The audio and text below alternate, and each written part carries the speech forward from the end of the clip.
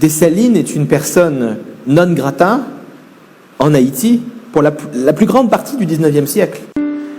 Dessalines n'est réhabilité qu'à la toute fin du XIXe siècle, et voire au début du XXe siècle.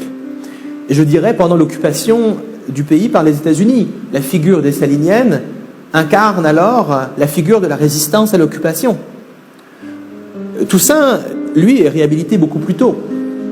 Parce que Toussaint, finalement, n'a pas participé à ces luttes de pouvoir. Entre Pétion, Christophe, Capois et les autres. Toussaint, comme vous le savez, est déporté en France, emprisonné au fort de Joux. Il meurt au printemps 1803, bien avant la bataille de Vertières, bien avant les luttes de pouvoir parmi les généraux haïtiens. Il est beaucoup plus facile de réhabiliter Toussaint, parce que Toussaint n'a pas participé à toutes ces luttes. Comment réhabiliter Dessalines? Alors que Dessalines, en 1806, après son assassinat, est présenté par Pétion et par Christophe comme le tyran par excellence. Dessalines était certainement un autocrate, comme Christophe, comme Pétion, comme finalement tous les grands généraux de l'armée indigène. Mais il était beaucoup plus que cela. C'est l'un des premiers penseurs noirs. Je crois que c'est l'un des premiers penseurs de la libération noire. Et pour cette raison, il faut attendre très longtemps pour que Dessalines revienne, intègre le panthéon national. Et je crois comprendre aujourd'hui qu'en Haïti, ce n'est pas encore très clair. Il y a encore une lutte, aujourd'hui, une lutte de mémoire, entre les dessaliniens et les louverturiens, entre peut-être les supporters de Pétion et les supporters de Dessalines. La bataille de Vertières, oui, représente un changement de paradigme.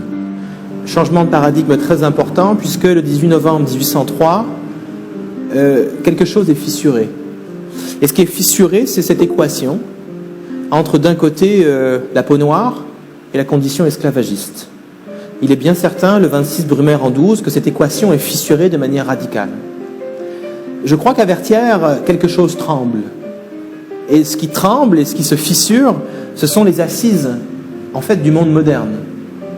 Et les assises du monde moderne, je reviens à ce que je disais tout à l'heure, c'est la rencontre du capitalisme, de la race et de l'esclavage. À Vertières, cette union du capitalisme, de la race et de l'esclavage s'effondre. On arrive à marginaliser Haïti en n'en parlant pas dans les livres d'histoire. On arrive à marginaliser les grands moments héroïques de l'histoire d'Haïti en expliquant dans les livres au XIXe siècle que tout cela est trop douloureux. Le général Pamphile de la Croix, au XIXe siècle, en 1819, écrit ses mémoires et explique qu'il ne faut pas parler de la guerre d'indépendance haïtienne. On arrive à marginaliser Haïti en expliquant qu'Haïti est un pays de barbares, un pays monstrueux. Un pays monstrueux ne peut pas être le pays qui a donné naissance aux grands héros Dessalines. Pour parler de Dessalines, il faudrait parler d'Haïti comme un pays de victoire, comme un pays héroïque. Or, la France, pour toutes sortes de raisons, conscientes ou inconscientes, a préféré faire d'Haïti un pays à aider, un pays problématique.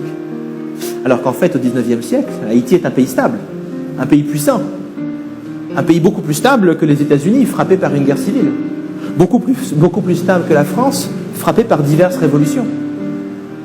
Haïti n'est pas le pays que l'on pense. La dette, ce n'est pas seulement le signe d'une oppression d'Haïti par la France. La dette, c'est aussi la trahison de l'élite haïtienne. C'est Jean-Pierre Boyer qui accepte le principe de la dette. Il ne le dit pas d'ailleurs à la population, lorsqu'il accepte les conditions de la France. Il ne le dit pas tout de suite, on le sait plus tard, que Boyer a accepté de payer 150 millions de francs or. Mais ce n'est pas l'élite haïtienne qui a payé la dette, c'est la paysannerie. Ce sont les producteurs de café qui envoient leur café dans les différents ports de l'île, et ce café est taxé. Et cet argent sert à rembourser la dette. Ce n'est pas Boyer qui l'a payé la dette, ni Faustin Soulouque, ni Geffrard, ni Villebrun Guillaume Sam. C'est la paysannerie qui l'a payé.